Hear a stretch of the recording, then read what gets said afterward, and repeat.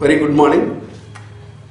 Happy 74th Independence Day to all people.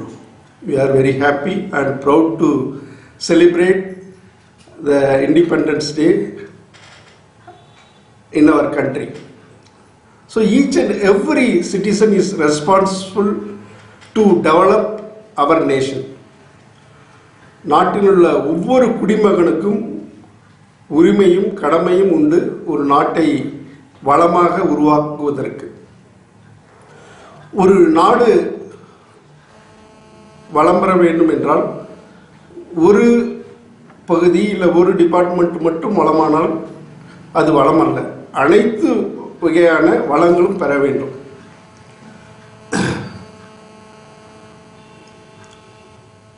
இப்பொழுது உள்ள பிறப்புக்கும் இறப்புக்கும் இடையில் உள்ளதுதான் வாழ்க்கை.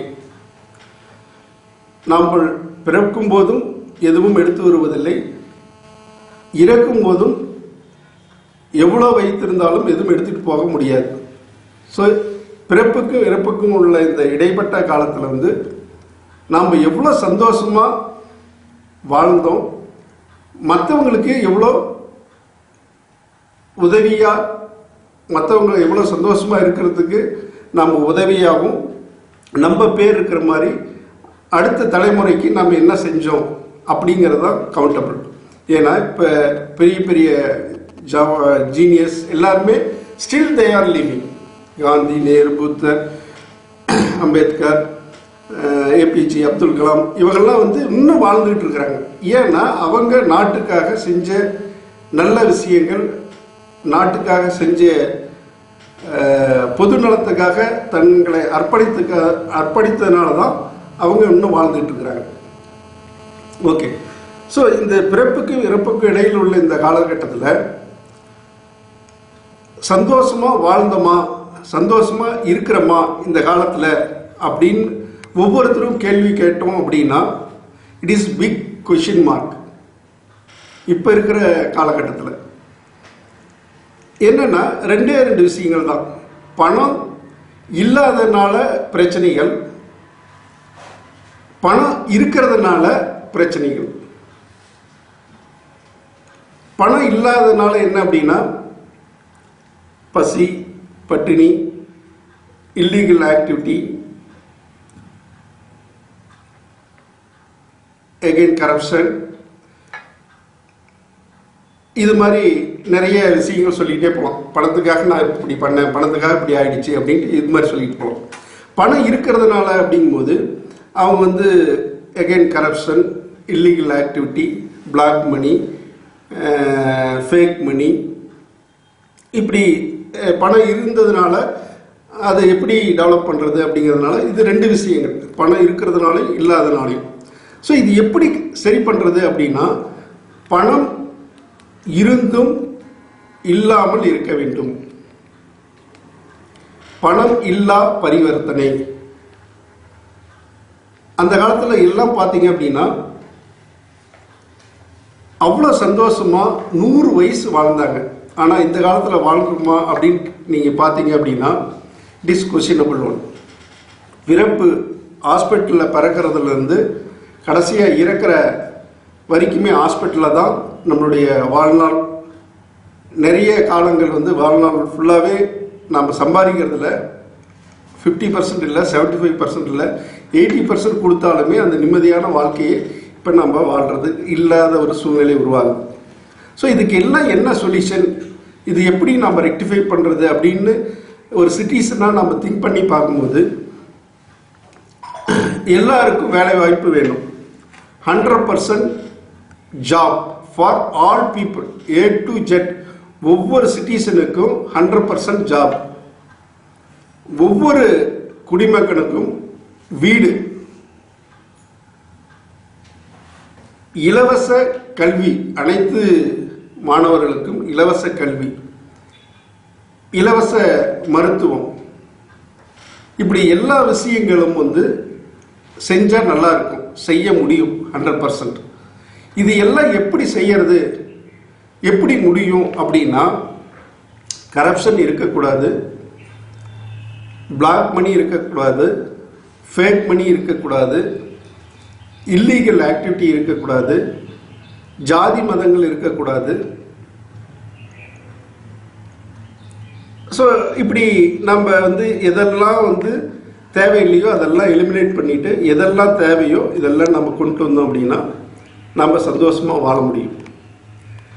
அதுக்கு ரெண்டே விஷயங்கள் தான் கவர்மெண்ட் செய்யணும்.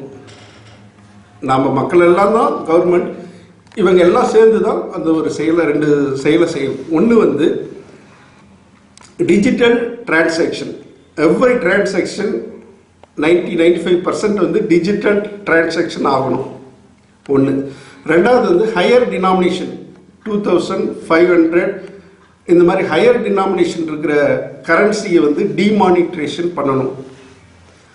500 2000 தவிர மீதி இருக்கிற 100 50 20 10 5 இது மாதிரி பிலோ 100 இருக்கிறது எல்லாமே கரன்சி நம்ம யூஸ் பண்ணலாம் மினிமம் டிரான்சாக்ஷனுக்கு. பட் மோர் தேன் 100 வந்து டிமானிட்ரேஷன் பண்ணணும். ஸோ இப்படி பண்ணும்போது எல்லா பரிவர்த்தனையும் வந்து நம்மளது டிஜிட்டலாக டிரான்ஸ்ஃபர் ஆகும். ஸோ டிஜிட்டலாக டிரான்ஸ்ஃபர் ஆகும்போது ஈச் அண்ட் எவ்ரி ஒன்னுடைய கால்குலேஷன் எல்லாமே தெரியும்.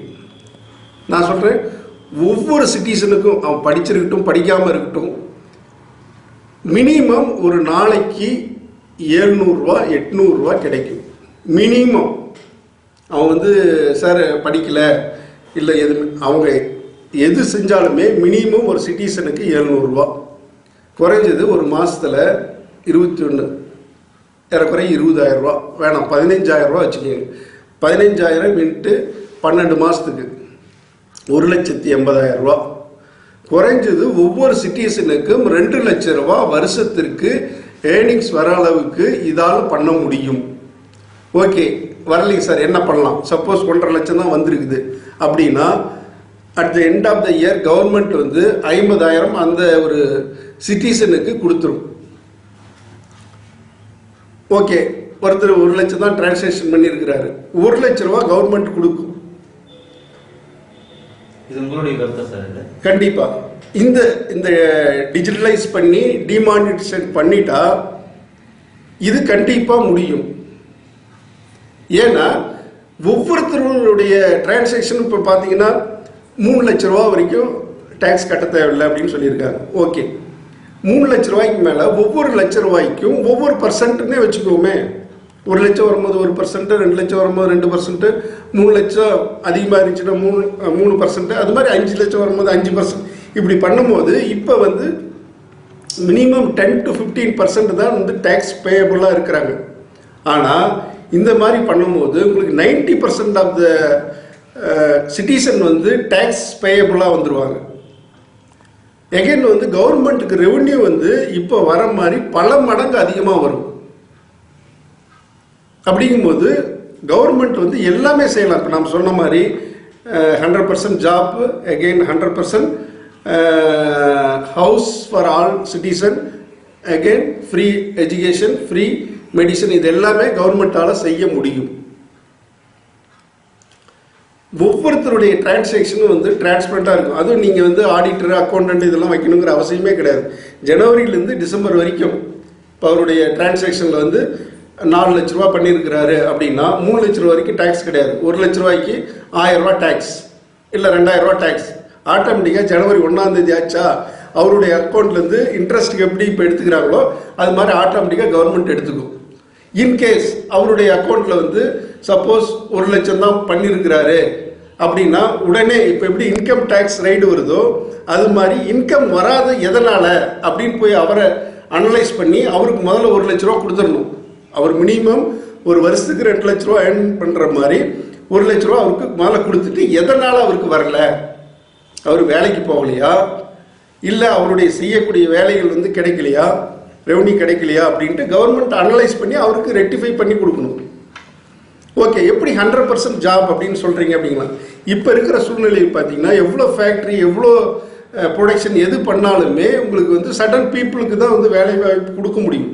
ஆனால் ரிவர்ஸ் எல்லாமே வந்து நம்ம ஜாயின் பண்ணி கொண்டு வந்துட்டோம் அப்படின்னா தண்ணி வந்து எல்லா ஏரியாவுக்கும், இப்போ நம்ம ஏரியில் இருக்கிற ஏரிங்க எல்லாமே நிறைஞ்சிரும். அது ஏரி நிறையும் போது கிணறு வந்து ஆட்டோமேட்டிக்காக லிஃப்ட் ஆகிடும், தண்ணி மேலே வந்துடும் கிணறு.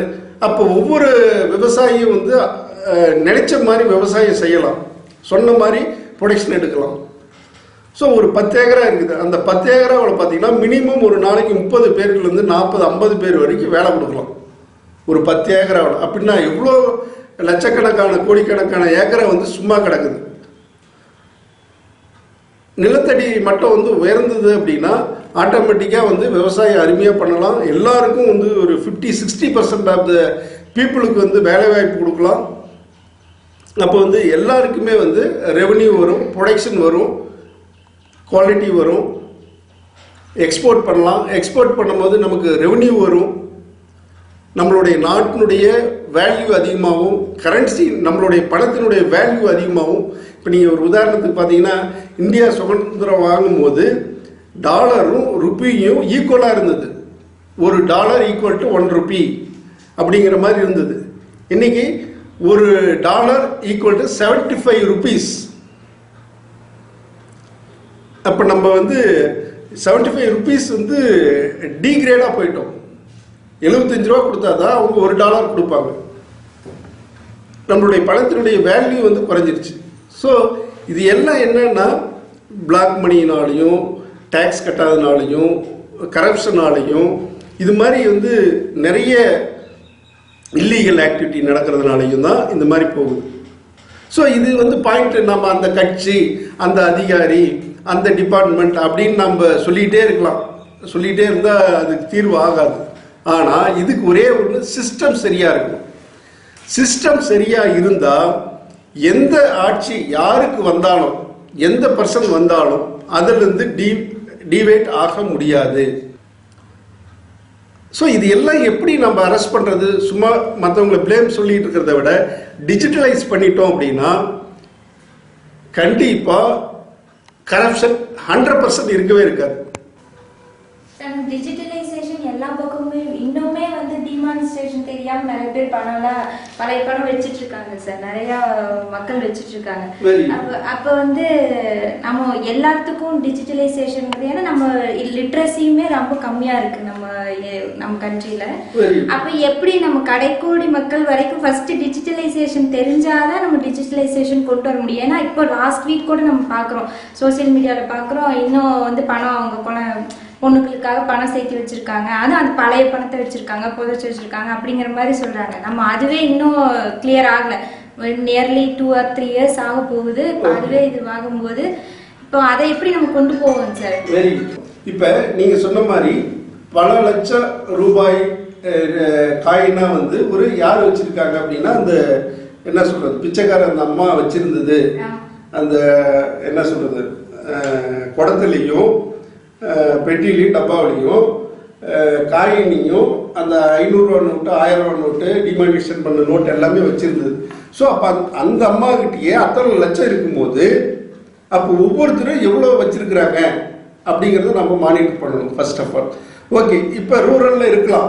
ஸோ அந்த ரூரலுக்கு என்ன சொல்கிறேன்னா, இப்போ ஒரு டிகிரி முடிச்சிருக்கிறாரா அந்த பர்சனை கூப்பிட்டு நீங்கள் ஒரு நாளைக்கு ஒருத்தருக்கு இது வந்து நீங்கள் லிட்ரேச்சர் பண்ணி கொடுத்தீங்க அப்படின்னா யூ கெட் 1000 rupees. இப்போ டிகிரி முடிச்சிருக்கிறாங்க, எனக்கு ஆப்ரேட் பண்ண தெரியும், எல்லாம் தெரியும், ஒரு 10 பேர் இருக்கிறாங்க, ரிமோட் ஏரியான்னு வச்சுக்கோங்க. அந்த ஏரியாவில் போயிட்டு பேங்க் அக்கௌண்ட் அவங்களுக்கு ஓப்பன் பண்ணி ஏடிஎம் கார்டு வாங்கி கொடுத்து டிஜிட்டல் என்ன மினிமம் டிரான்சாக்ஷன் பண்ணுறதுக்கு என்ன இதோ அதெல்லாம் நான் அவருக்கு ஒரு எக்ஸ்பர்சனுக்கு கற்றுக் கொடுத்துட்டேன் அப்படின்னு நான் ஒரு ப்ரூஃப் கவர்மெண்ட்டுக்கு கொடுத்துட்டேன்னா எனக்கு 1000 ரூபா கொடுக்கட்டுமே கவர்மெண்ட்டு. இட் வில் டேக் ஒரு 3 மாதம் ஆகலாம், 6 மாதம் ஆகலாம், 1 வருஷமே கூட ஆகட்டும், தப்பே கிடையாது. ஆனால் இந்த மாதிரி கஷ்டங்கள், பிரச்சனைகள் பிகினிங்கில் இருக்கதான் செய்யும், இல்லைன்னு நான் சொல்லவே முடியாது. ஆனால் எஜுகேஷன் வர வர அவங்களுடைய வாழ்வாதாரம் இது அப்படின்னு வரும்போது ஆட்டோமேட்டிக்காக கற்றுக்கிறாங்க. இது பெரிய கஷ்டங்கள் கிடையாது. உங்களுக்கு வந்து அந்த மாதிரி ரூரல் ஏரியாவில் இருக்கிறவங்க ஒன்று பணம் அவங்ககிட்ட இருக்காது, ஒன்று. ரெண்டாவது அப்படியே வச்சுருந்தாலும் ஒரு 5000 10,000 மேக்ஸிமம் வச்சுருப்பாங்க.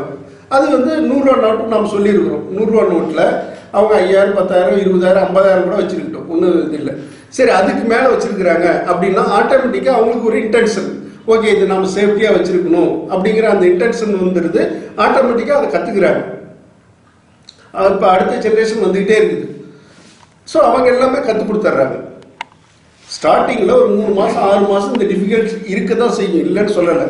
ஆனால் அதே சமயத்தில் இந்த ஒரு 3 மாதம் 6 மாதம் நம்ம இந்த டிஃபிகல்ட்ஸ் எல்லாம் ஓவர் கம் பண்ணிட்டோம்னா அடுத்த இதே பார்த்தீங்க அப்படின்னா it will be super power.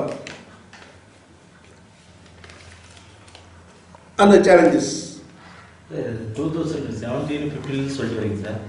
Super power 20 வெல்லர்ஸ் ஆகணும். ஒன்றுமே ஆகலையே. அப்போ அது நம்ம டிஜிட்டல், ஆமாம் சார் டிஜிட்டல் டிரான்சாக்ஷன் பண்ணிக்கிட்டு தான் இருக்கிறாங்க.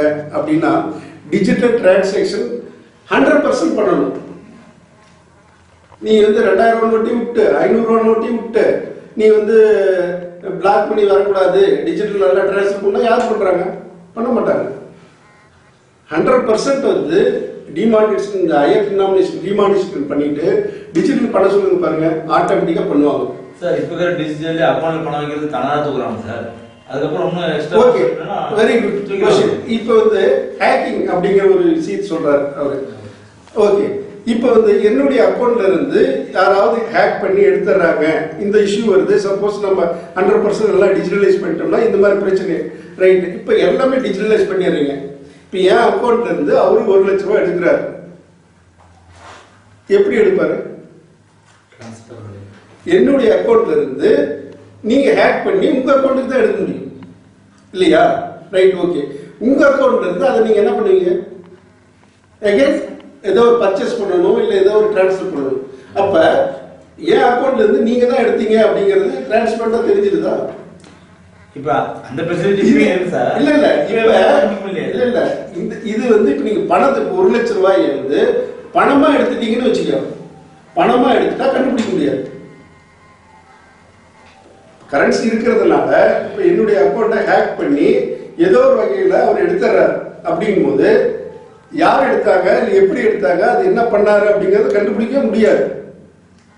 ஆனா டிஜிட்டலா என்னுடைய அக்கௌண்ட்ல இருந்து ஹேக் பண்ணி நீங்க எடுக்கிறீங்க அப்படின்னா இட் வில் பி டிரான்ஸ்பரண்ட். நீங்க எடுத்திருக்கிறீங்கன்னு தெரியும், அது நீங்க என்ன பண்ணீங்க அப்படிங்கிறதும் தெரியும். ஸோ அப்ப அந்த ஹேக்கிங் அப்படிங்கிற விஷயமே வராது, ஃப்ரீடு அப்படிங்கிறது வராது. சார் ஹேக்கிங்கிறது செகண்ட் திங் சார். இப்போ வந்து அக்கௌண்ட் நேம் எந்தில் இருக்கு, அக்கௌண்ட் நம்பரும் என்கிட்ட இருக்கு, பட் அந்த பணம் என்கிட்ட இல்லவே இல்லை. பிகாஸ் உங்களுக்கே தெரியும், என்னோட அக்கௌண்ட் யூஸ் பண்றேன் நான், ஆனா என்னோட பணம் நிறைய பேர் எடுத்து யூஸ், ஆக்சுவலா என்ன சொல்றேன், என் அக்கௌண்ட்டே மற்றவங்க யூஸ் பண்ணிட்டு இருக்காங்க. ஸோ அந்த மாதிரி ஏன் வந்து சில பேர்லாம் பண்ண மாட்டாங்க? நீங்க டிஜிட்டலைஸ்டுன்னு சொல்றீங்க, ஸோ எல்லாமே டிஜிட்டலைஸ்டா இருக்கு, ஆனா நான் பணம் எடுக்கவே இல்லை, யூஸ் பண்ணவே இல்லை, ஆனா என் பேர்ல இன்னொருத்தவங்க எடுத்து யூஸ் பண்ணிட்டு இருக்காங்க. நீங்க ஆக்சுவலா மேம் சொன்னாங்க சார், படிக்காதவங்க வந்து நம்ம சொல்லி கொடுக்கலான்ட்டு, ஏன் அந்த பர்சனை இந்த மாதிரி எடுத்து பண்ணக்கூடாது? என்னுடைய அக்கௌண்ட் வந்து யார் எடுத்திருக்கிறாங்க, என்னைக்கு எடுத்தாங்க, எதுக்காக, எவ்வளவு எடுத்திருக்கிறாங்க அப்படிங்கிறது everything will be transparent. Sir இப்போ சாதாரண டிரான்சாக்ஷனுக்கு பேங்க்ல போய் பாத்தீங்கன்னா கியூல நிப்பாங்க, என் பணம் இப்படி போச்சு அப்படி போச்சுட்டு அது கொஞ்சம் திருப்பி அக்கௌண்ட் வர மாதிரி பண்ணுங்க அப்படின்னு சொல்லிட்டு சேலஞ்சஸ், பிரச்சனைகள் இருக்கும். ஆனா இது வந்து இப்ப அந்த பிசிக்கலா பணம் இருக்கிறதுனால அதை தப்பிச்சுக்கிறாங்க, இல்ல தெரியாம போயிடுது. நாம ஏடிஎம் கார்டு சொன்ன மாதிரி தான், ஏடிஎம் கார்டு உங்ககிட்ட இருக்கும், உங்களை ஏதாவது மிஸ்யூஸ் பண்ணி அந்த பின் நம்பரையும் இல்லை அந்த கார்டையும் எடுத்துக்கிறாங்கன்னு வச்சுக்கோங்க, சரிங்களா? இப்போ உடனே நம்ம என்ன பண்றோம், பேங்க்ல போயிட்டு இது மாதிரி என்னுடைய ஏடிஎம் கார்டு தொலைஞ்சிருச்சு, அது வந்து அந்த அக்கௌண்ட் வந்து ஸ்டாப் பண்ணி வைங்க அப்படின்னு சொல்லிடுறோம். ஸோ அந்த மாதிரி தான். இதெல்லாம் வந்து சின்ன சின்ன விஷயங்கள். டிஜிட்டலே தேவையில்லை சார். அது வந்து திரும்ப நீங்க வாங்கிக்கணும், திரும்ப கார்டு வாங்கிக்கணும். இது வந்து சின்ன சின்ன இஷ்யூஸ், இது சின்ன சின்ன இஷ்யூஸ், சேலஞ்சஸ், பிரச்சனைகள் இதெல்லாம் சால்வ் பண்ணிக்கலாம். ஆனால் குரோர் வந்து டிரான்ஸ்ஃபர் பண்ண முடியாது, மிஸ்யூஸ் பண்ண முடியாது. சப்போஸ் ஒரு ஃபார்மர் இருக்காரு, ஏதாவது ஒரு ஃபெர்டிலைசர் ஏதாவது வாங்கணும் அப்படிங்கும்போது அவருக்கு எஜுகேஷன் அப்படிங்கிற நாலேஜே இருக்காது. ஸோ போய் ஃபெர்டிலைசர் வாங்கவும் வந்துட்டு அவர் டிரான்சாக்ஷன் பண்ணிட்டே இருப்பாரா, இல்லை எல்லாமே வந்துட்டு நம்ம டிரான்சாக்ஷன் பண்ணுறதுக்கு தேவையான மொபைல்ஸ் எல்லாம் கையில் வச்சுட்டு தான் போவாங்களா? ஸோ இந்த மாதிரி நம்ம பண்ணும்போது பார்த்தீங்க அப்படின்னா அந்த பவர்ட்டி லெவலில் இருக்கிறவங்க வந்துட்டு ரொம்ப சஃபர் ஆகாங்க சார். ஏன்னா நம்ம இந்தியாவில் பார்த்தீங்க அப்படின்னா பவர்ட்டி லெவல் ரொம்ப கம்மி, அதே மாதிரி லிட்ரஸியில் இருக்கிறவங்களும் ரொம்ப கம்மி. ஸோ அந்த மாதிரி இருக்கும்போது அவங்களுக்கு வந்துட்டு இது வந்து கரெக்டாக இருக்கும்னு நீங்கள் நம்புறீங்களா? Very good question. இப்போ இது வந்து பொலிட்டிஷியன் ஏமாத்துறவங்க இது எல்லாமே ஏமாத்து வேலை. நாம சொல்றோம் மொபைல் வந்து ஷார்ட் பீரியட்ல வந்தது. நீ யார்கிட்ட மொபைல் இல்லாம இருக்கு சொல்லுங்க பார்க்கலாம். இது வந்து மேண்டேட்டரியே கிடையாது, இது வந்து வாழ்வாதாரமே கிடையாது. இருந்தாலும் எல்லார்கிட்டையும் மொபைல் இருக்குது. எல்லாருமே வந்து இன்னைக்கு எங்கேயாவது லேண்ட்லைனோ இல்லை வந்து காயின் பாக்ஸோ இருக்குதா? நீ சாதாரணமா ஒரு என்ன சொல்றது, கத்திரிக்காய் வெண்டைக்காய் விற்கிறப்போ லேடி கூட மொபைல் வச்சிருக்கிறாங்க. ஆமாம் எனக்கு 10 கிலோ தக்காளி வேணும் வந்துடுறேங்கிறாங்க. வீட்டில் இருக்கிறவங்க ஏமா வீட்டுக்கு கொண்டுவோமா நான் வந்துடுறேங்க சொல்றாங்க. இது வந்து வாழ்வாதாரமே கிடையாது. ஆனா இதுதான் வாழ்வாதாரம் வரும்போது கண்டிப்பா எல்லாருமே கத்துக்குவாங்க. சரி, அப்படியே தெரியாதவங்களுக்கு அதை நம்ம சொல்லியிருக்கிறோம் இல்லையா, எஜுகேட்டட் டிகிரி முடிச்சவங்க வந்து ஒரு பர்சனுக்கு கத்து கொடுத்தா அவங்களுக்கு வந்து 1000 ரூபா கொடுங்க அப்படின்னு சொல்லியிருக்கிறோம். செகண்ட் வந்து பேங்க் அக்கௌண்ட் ஓபன் பண்ணாதவங்களுக்கு 10,000 ரூபா பேங்க்ல கவர்மெண்டே கொடுக்கும். 10,000 ரூபா கொடுத்து உனக்கு அக்கௌண்ட் ஓபன் பண்ணிக்கோ. ரைட், 6 மாசம் ஆகுது, உனக்கு வாழ்வாதாரமே இல்லைன்னு நீங்க காட்டுறீங்களா, இன்னும் 1 லட்ச ரூபா போடும் கவர்மெண்டே. யாருக்காவது தெரியுமா? இன்னைக்கு இலவச அரிசின்னு நம்ம வாங்கணும், அதுக்கு கொடுக்குற மதிப்பு என்னன்னு தெரியுமா? ஏறக்குறைய 28 ரூபா. கவர்மெண்ட் அந்த 1 கிலோ அரிசிக்காக செலவு பண்ற பணம் வந்து 28 ரூபா. சென்ட்ரல் கவர்மெண்ட் ஒரு sub part, state government sub part. Again வந்து இதை வந்து டிரான்ஸ்ஃபர் பண்றதுக்கு உண்டான லேபர்ஸ் இவங்கெல்லாம் வச்சுக்கிட்டு அவங்களுக்கு வந்து மினிமம் வந்து 10 ரூபா 5 ரூபா ஆகுது. 1 கிலோ அரிசிக்கு ஏறக்குறைய 40-45 ரூபா செலவாகுது கவர்மெண்ட் சைட்ல இருந்து. ஆனா அந்த 1 கிலோ அரிசியை வந்து யாரு வந்து ப்ராப்பரா அவங்க சாப்பாட்டுக்காக யூஸ் பண்றாங்க அப்படின்னு சர்வே நீங்க எடுத்து பார்த்தீங்கன்னா ஈவன் 5% கூட கிடையாது. வாங்குற அரிசியில 10% கூட அவங்க சாப்பாட்டுக்காக யூஸ் பண்றவங்க கிடையாதுன்னு சொல்றாங்க. உண்மை அதுதான். சரி, ஓகே, அப்ப எல்லாருமே வாங்குறவங்க என்ன பண்றாங்க அப்படின்னா அதை வாங்கி 1 கிலோ வந்து 5 ரூபா 6 ரூபாய்க்கு விற்கிறாங்க. Right, okay, good question. இப்ப அந்த 20 கிலோ அரிசி வாங்குறதுக்கு ஒரு மேன் பவர் வந்து முதல் நாள் போவான், இல்லைங்க அரிசி வரல அப்படின்னு ரேஷன் கடையில் சொல்லுவாங்க. அன்னைக்கு அவனுடைய மேன் பவர் போயிடுச்சு. 2வது நாள் போவான், இன்னைக்கு கூட்டமா இருக்குது அப்படின்னு அன்னைக்கு 2வது நாளுக்கு கிடைக்காது. 3வது நாள் போய் அரிசி வாங்கிட்டு வருவான். இப்ப அந்த 20 கிலோ அரிசி வாங்குறதுக்கு 3 நாள் அவனுடைய மேன் பவர் குறைஞ்சிருக்குது. ஒரு நாளைக்கு நம்ம என்ன சொன்னோம், 700 ரூபா அப்படின்ட்டு. 3 நாளைக்கு 721 2100 ரூபா மேன் பவர் வந்து எதுக்காக வேஸ்ட் ஆயிருக்குது? அந்த 20 கிலோ அரிசிக்காக. சரி, ஓகே, அப்படி அந்த 20 கிலோ அரிசி வந்து 1 கிலோ அரிசி என்ன விலைக்கு விற்கிறாங்க? 5 ரூபா 6 ரூபாய்க்கு விற்கிறாங்க. 6 ரூபானே வச்சுக்கோங்க, எவ்வளவு வரும்? 120 ரூபா வரும். 120 ரூபா அந்த அரிசிக்கு எவ்வளவு மேன் பவரை வந்து வேஸ்ட் பண்றோம்? 2100 ரூபா மேன் பவரை வந்து வேஸ்ட் பண்றோம். ஓகே.